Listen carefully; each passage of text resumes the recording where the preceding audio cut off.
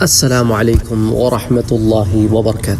آج بات کریں گے ہم بیعت کی، یا جس کو آپ اردو میں بیعت کہتے ہیں، عربی میں بیعہ کہتے ہیں، اس کی اقسام کے بارے میں۔ بعض دفعہ کیا ہوتا ہے کہ لوگ یا کم علمی میں یا بغض میں یہی سمجھتے ہیں کہ جو ان کی سمجھ میں آ گیا بس اتنا ہی ہے، جو تمہاری سمجھ میں نہ آئے وہ ہے نہیں، یہ تو کوئی بات ہی نہیں، کیونکہ انسان کی سمجھ محدود ہوتی ہے۔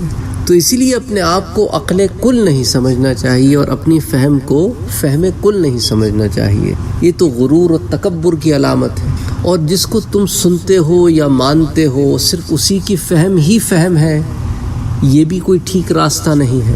تو جس طرح تم کسی سے اختلاف رکھ سکتے ہو، ویسے دوسرے بھی تم سے اختلاف رکھ سکتے۔ تو اگر کوئی آپ سے اختلاف رکھے تو آپ گالیوں پہ آ جاتے ہیں، اور اگر آپ کسی سے اختلاف رکھیں تو آپ کہتے ہیں کہ تم تمیز سے بات کرو، بدتمیزی نہ کرو۔ تو یہ دوہرا سٹینڈرڈ نہیں ہونا چاہیے۔ بہرحال ٹاپک کی طرف آتے ہیں کہ بیعت کی اقسام ہے، اور یہ سب قرآن و سنت سے ثابت ہے میرا بھائی۔ جو بیعت کی اقسام بیان کی گئی ہیں، ایک تو ہے بیعت اسلام، بیعت اسلام یعنی غیر مسلم سے اسلام میں جب داخل ہوتا ہے اس وقت اس سے جو بیعت لی جاتی ہے۔ اسی طرح ایک ہوتا ہے بیعت جہاد، یعنی کہ اپنی جان و مال سے جہاد قتال کرنے پر لی جانے والی بیعت، اس کو کہتے ہیں جناب جہاد کے اوپر بیعت، بیعت جہاد۔ احادیث میں جہاد پر بیعت کے علاوہ موت پر بیعت، نصرت پر بیعت، ایسے بہت سارے الفاظ استعمال ہوتے ہیں، لیکن در حقیقت یہ بیعت علی الجہاد یعنی جہاد پر کی جانے والی بیعت ہی کے زمرے میں آتی ہے بات۔ پھر ایک بیعت خلافت ہوتی ہے، یہ خلیفہ وقت کے ہاتھ پر اس کی اطاعت و فرما برداری اور اس کی حکومت کو تسلیم کرنے پر بیعت کرنے کو کہتے ہیں، جس کا آغاز سقیفہ بنو ساعدہ سے ہوا، صدیق اکبر رضی اللہ تعالی عنہ کے ہاتھ پر مہاجرین و انصار کی بیعت سے ہوا، پھر یہ معاملہ چلتا رہا۔ تو اب بیعت خلافت ہی کو کوئی صرف بیعت کی ایک فارم ہی سمجھ کے اسی کو کل بیعت سمجھ لے تو پھر یہ اس کی لا علمی ہے۔ بہرحال پھر ایک چوتھی قسم ہوتی ہے جس کو کہتے ہیں بیعت اعمال، ہر قسم کے گناہوں سے بچنے اور نیک اعمال کا عزم کرنے پر لی جانے والی بیعت۔ حضور صلی اللہ علیہ وآلہ وسلم نے کئی مواقع پر صحابہ سے، صحابیات سے ان کے اسلام اور جہاد پر بیعت ہونے کے باوجود اعمال کے لیے الگ سے بیعت کی۔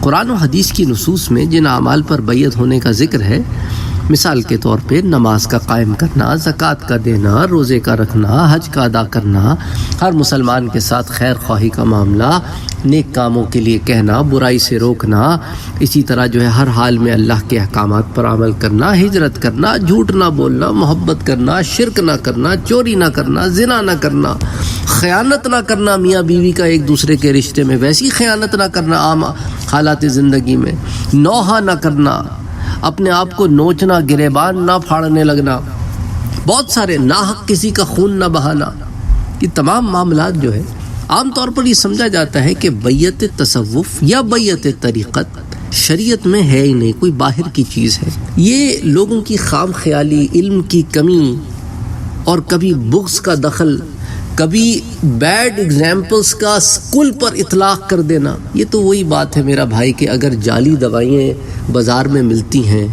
تو کیا تم دوا ہی کھانا بند کر دیتے ہو؟ ساری کی ساری فارماسیوٹیکل کمپنیز بند کر دیتے ہو، سارے کیمسٹ شاپ یا فارمیسیز بند کر دیتے ہو، یا احتیاط کرتے ہو؟ لیکن لائے عمل جو اختیار کیا جاتا ہے اس سے تو یوں معلوم ہوتا ہے کہ جعلی دوائیں بن رہی ہیں تو دوائیں کھانا بند کر دو، ساری فارمیسی کی کمپنیز بند کر دو، ساری کیمسٹ شاپ بند کر دو، فارمیسیز بند کر دو۔ ایسا تو نہیں کرتے نا۔ ادھر بھی یہی معاملہ سمجھانے کے لیے کہہ رہا ہوں آپ کے آسان زبان میں۔ تو بعض لوگ تو بیعت خلافت ہی کو ایک بیعت سمجھتے ہیں اور سمجھتے ہیں کہ بیعت ہوتی ہی صرف خلافت کی ہے۔ بعض 3 تک آ جاتے ہیں کہ ہاں بیعت اسلام بھی ہوتی ہے اور بیعت جہاد بھی ہوتی ہے۔ یہ 3 تک اپنے آپ کو مقید رکھنا اور چوتھے سے انکار کرنا، یہ فکر اور سوچ میں ایک بہت بڑی غلطی ہے۔ احادیث سے، آثار صحابہ سے، تاریخ اسلام میں جس طرح بیعت اسلام، بیعت جہاد، بیعت خلافت کا ذکر رہتا ہے، ایسے بیعت اعمال کا بھی ذکر ملتا ہے۔ اور بیعت تصوف در حقیقت یہی بیعت اعمال ہی ہوتی ہے میرا بھائی اور میری بہنوں۔ ایک صحیح معنوں میں جو سالک حق ہوتا ہے، جو سلوک کی منزلوں پہ چلتا ہے، وہ سلوک کیا ہے اس کو پہلے بھی میں آپ کو بتا چکا ہوں۔ آسان زبان میں سمجھ لیں کہ اپنے نفس کے تزکیے کا نام ہے، اپنے باطن کو اپنے ظاہر کی طرح سنوارنے کا نام، اور اس راستے پہ چلنے والا سالک ہے، اور یہ راہ سلوک کی راہ ہے، اور اس پر چلانے والا جو ہے پیر ہے، اس کو عام زبان میں کہیں پیر ہے، جو آپ کو اس راستے پر چلنے میں مدد کرتا ہے، آپ کے سوالات جوابات دیتا ہے۔ لیکن اب اٹکل پچھو سے تو آپ بات نہیں کرنے پہنچ جاتے۔ لوگ کہتے ہیں میں تو اپنے دوست سے بھی پوچھ لوں، وہ بھی مجھے بڑا جانتا ہے۔ تمہارا دوست تمہیں بڑا جانتا ہے بس، لیکن ضروری تو نہیں ہے کہ تمہاری بیماریوں کے حل بھی تمہیں بتا دے۔ اس کی عقل بھی تمہارے جتنی آس پاس ہوگی، اس کا مشاہدہ، اس کے تجربات، اس کا دین سے تعلق، پھر اس کا دینی حل، پھر احادیث نبویہ پہ نظر، آثار صحابہ پہ نظر، بزرگان دین کی تعلیمات، یہ علم نہیں ہوگا اس کے پاس۔ اگر ہے تو بہت اچھی بات ہے، تو اگر وہ تمہارے گھر میں ہی تشخیص ہو جائے، دوستوں میں تشخیص ہو جائے، نہیں کہ تمہارا ملنا بہت اچھے لوگوں میں، اگر نہیں تو ہر ایرے غیرے سے تو نہیں سیکھی جاتی یہ باتیں، نہ بتائی جاتی ہیں، نہ وہ آپ کو صحیح طریقے سے گائیڈ کر سکتے۔ اسی لیے یہ بیعت تصوف در حقیقت یہی بیعت اعمال ہو، بد اعمالیوں سے دور رہنے اور نیک اعمال پر کاربند رہنے کا یہ عہد ہوتا ہے پیر اور مرید کے درمیان، استاد اور شاگرد کے درمیان۔ اب جب یہ بات قرآن سے بھی ثابت، حدیث سے بھی ثابت، تو اس کو بدعت کہنا، خلاف اسلام کہنا تو اپنے اندر ایک خام خیالی ہے۔ بیعت تصوف کی، جسے اعمال پر بیعت بھی کہیں، تصوف پر بیعت بھی کہیں، یہ قرآن کریم میں آپ اگر سورہ ممتحنہ اٹھا کے دیکھیں نا، تو اللہ تعالیٰ ارشاد فرماتا ہے کہ اے پیغمبر، جب مسلمان عورتیں آپ کے پاس آئیں کہ آپ ان سے ان باتوں پر بیعت کریں کہ اللہ کے ساتھ کسی کو شریک نہ کریں گی، اور نہ چوری کریں گی، اور نہ بدکاری کریں گی، اور نہ اپنے بچوں کو قتل کریں گی، اور نہ کوئی بہتان کی اولاد لائیں گی جس کو اپنے ہاتھوں اور پاؤں کے درمیان بنا لائیں، اور شریعت کی باتوں میں وہ آپ کے خلاف نہ کریں گی، تو آپ ان کو بیعت کر لیا کیجیے۔ تو اس آیت سے بیعت کے 3 باتیں ہمیں معلوم ہوتی ہیں۔ ایک، بیعت تصوف کی اصل، دوسری بیعت کی غرض معلوم ہوئی کہ بیعت کی غرض یہ ہے کہ بیعت کرنے والا شریعت پر عمل کرنے کا عزم رکھے، اور تیسرا اسی سے یہ بات معلوم ہو گئی کہ رسمی بیعت جس میں عمل کا اہتمام نہ ہو بے فائدہ ہے۔ اب بیعت تصوف احادیث کی روشنی میں دیکھ لیتے ہیں۔ حضرت عوف بن مالک اشجعی رضی اللہ تعالی عنہ فرماتے ہیں کہ ہم 7 یا 8 یا 9 آدمی حضور صلی اللہ علیہ وآلہ وسلم کی خدمت میں حاضر تھے کہ آپ نے فرمایا، کیا تم اللہ کے رسول سے بیعت نہیں ہوتے؟ اور اس جملے کو 3 مرتبہ دہرایا، تو ہم حضور صلی اللہ علیہ وآلہ وسلم سے بیعت ہونے کے لیے آگے بڑھے اور عرض کیا، یا رسول اللہ صلی اللہ علیہ وسلم، ہم تو پہلے سے آپ سے بیعت ہیں، اب ہم آپ سے کس چیز پر بیعت ہوں؟ آپ نے فرمایا، اس پر بیعت ہو جاؤ کہ تم اللہ کی عبادت کرو گے، اس کے ساتھ کسی کو شریک نہ کرو گے، 5 وقت کی نمازیں پڑھو گے، اور ایک جملہ آہستہ سے فرمایا کہ لوگوں سے کوئی چیز نہ مانگو گے۔ اب یہ لوگ تو آلریڈی مسلمان تھے، بیعت اسلام تو ہو نہیں سکتی، نہ یہ بیعت جہاد تھی، نہ یہ بیعت خلافت تھی، تو پھر یہ بیعت اعمال ہے۔ اسی طرح آئیے حضرت ابو ذر غفاری رضی اللہ تعالیٰ عنہ کہتے ہیں کہ حضور صلی اللہ علیہ وآلہ وسلم نے 5 مرتبہ مجھے بیعت فرمایا، اور 7 مرتبہ مجھ سے عہد لیا، اور 7 ہی مرتبہ آپ نے اللہ تعالیٰ کو میرے اوپر گواہ بنا کر فرمایا کہ میں اللہ کے بارے میں کسی کی ملامت سے نہ ڈروں۔ حضرت عبادہ بن صامت رضی اللہ تعالی عنہ سے روایت ہے کہ رسول صلی اللہ علیہ وآلہ وسلم صحابہ کی ایک جماعت کے درمیان بیٹھے ہوئے تھے، اور اس وقت آپ نے فرمایا، آپ حضرات مجھ سے اس پر بیعت ہو جاؤ کہ آپ لوگ نہ تو شرک کرو گے، نہ چوری کرو گے، نہ بدکاری کرو گے، نہ اپنی اولاد کو قتل کرو گے، نہ اولاد کا بہتان باندھو گے جسے اپنے ہاتھوں اور پیروں کے درمیان کھڑا ہو، اور نہ کسی مشروع عمل میں نافرمانی کرو گے۔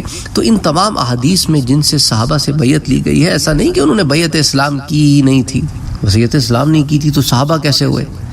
تو اب یہ ظاہر ہے کہ وہ پہلے اسلام لا چکے تھے۔ چنانچہ پہلی حدیث جو میں نے آپ سے بیان کی وہ یہ الفاظ کہ ہم تو پہلے ہی آپ سے بیعت کر چکے ہیں، اس میں بڑی صراحت سے موجود ہے، اس پر صریح ہے کہ وہ پہلے اسلام لا چکے تھے، اور حضور صلی اللہ علیہ وسلم نے ان سے بیعت اعمال اب لی تھی۔ اسی طرح دوسرے حدیث میں حضرت ابو ذر سے 5 7 مرتبہ بیعت لینا، اس پر دلیل ہے کہ یہ بیعت اسلام نہیں تھی۔ اور تیسری حدیث میں حضور کے الفاظ کے رسول اللہ صحابہ کی ایک جماعت کے درمیان بیٹھے ہوئے تھے، اس بات پر دلالت ہے کہ وہ ایمان لا چکے تھے، صحابہ کی جماعت تھی۔ تو بیعت اعمال سے متعلق اور بہت ساری احادیث مبارکہ موجود ہیں جسے علماء کرام نے جمع بھی فرمایا ہے اور حدیث کی کتابیں بھری پڑی ہیں۔ اب بیعت سے متعلق آپ کو یہ بات تو واضح ہو گئی کہ قرآن میں بھی بیعت کا ذکر آ گیا، گو کہ ادھر عورتوں کا ذکر ہے لیکن لفظ بیعت کا تو ذکر آ گیا نا، بیعت کا اطلاق اعمال پر تو آ گیا قرآن سے، اور اسی طرح حدیث نبویہ میں بھی آ گیا جہاں مردوں سے بھی آ گیا۔ تو حضور نے عورتوں سے بیعت کی ہے لیکن ان جاہلوں اور فاسق پیروں کی طرح نہیں کہ جو معاذ اللہ عورتوں کو چھو بھی لیتے ہیں، ان کا ہاتھ بھی پکڑ لیتے ہیں، نہیں۔ ایک روایت میں ہے کہ چند عورتوں نے حضور کے ہاتھ پر بیعت کرنے کی خواہش ظاہر کی۔ صلی اللہ علیہ وآلہ وسلم نے فرمایا کہ میں عورتوں سے مصافحہ نہیں کرتا، زبانی بیعت ہی خواتین کے لیے کافی ہے، چاہے وہ 1 ہو یا 100۔ اگر کوئی عورت کا ہاتھ پکڑ کر بیعت کرتا ہے یا بلا حجاب عورتوں سے میل ملاپ کرتا ہے تو اہل حق صوفیاء سے اس کا کوئی تعلق نہیں ہے۔ بار بار میں نے پہلے بھی بتایا ہے آپ کو، صوفیاء کرام جو صحیح معنوں میں تصوف کے اوپر کاربند پیر کامل ہوتے ہیں وہ اس قسم کی جہالت والی حرکتیں نہیں کرتے۔ اس طرح کسی جاہل کے عمل کو تمام پیروں پر اس کا اطلاق کر دینا یہ اپنی ذات میں جہالت ہے۔ اچھا، مشائخ میں یہ طریقہ رائج ہے کہ طالب کی حاضری کے بغیر اس کی درخواست پر بیعت کر دیتے ہیں، یہ غائبانہ بیعت کہلاتی ہے۔ حضور صلی اللہ علیہ وآلہ وسلم سے غائبانہ بیعت بھی ثابت ہے۔ صلح حدیبیہ کے موقع پر بیعت رضوان کرتے وقت سیدنا عثمان غنی کی طرف سے غائبانہ بیعت حضور نے کی تھی صلی اللہ علیہ وآلہ وسلم۔ غزوہ بدر کے موقع پر بھی حضور نے حضرت عثمان کی طرف سے غائبانہ بیعت کی تھی، اسی وجہ سے غائبانہ بیعت کو بیعت عثمانی بھی کہتے ہیں۔ بعض لوگ جو ہے وہ بیعت پر قائم نہیں رہ پاتے، مجاہدات کا حق ادا نہیں کر پاتے، لیکن مشائخ بعض اوقات بیعت کر لیتے ہیں۔ اس کی اصل یہ حدیث ہو سکتی ہے کہ بروز قیامت آدمی اس شخص کے ساتھ ہوگا جس سے وہ دنیا میں محبت رکھتا ہوگا اور ثواب اس چیز کا ملے گا جو اس نے عمل کیا ہوگا۔ اس لیے کہ بیعت میں یہ خاصیت ہے کہ اپنے مشائخ سے محبت کا سبب ہو جاتی ہے، اور بعید نہیں کہ یہی چیز قیامت کے دن اسے اپنے مشائخ کے ساتھ کر دے۔ تو امید کرتا ہوں کہ اس سے یہ بات تو واضح ہو گئی ہوگی کہ بیعت کی اقسام ہوتی ہیں اور وہ سب قرآن و حدیث سے ثابت ہیں۔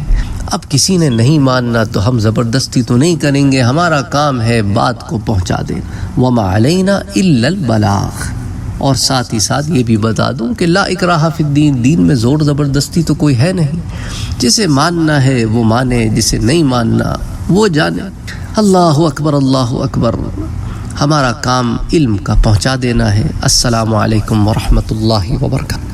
اگر آپ نے ابھی تک ہمارے چینل کو سبسکرائب نہیں کیا ہے تو سبسکرائب کا بٹن دبائیں، بیل کے آئیکن کو پریس کریں تاکہ آپ کو ریگولر نوٹیفیکیشن اپڈیٹس مل سکے اور آپ ہمیں ہمارے لائیو سیشنز میں بھی جوائن کر سکیں۔ ویڈیو پسند آنے کی صورت میں لائک، شیئر اور کمنٹ کرنا نہ بھولیں۔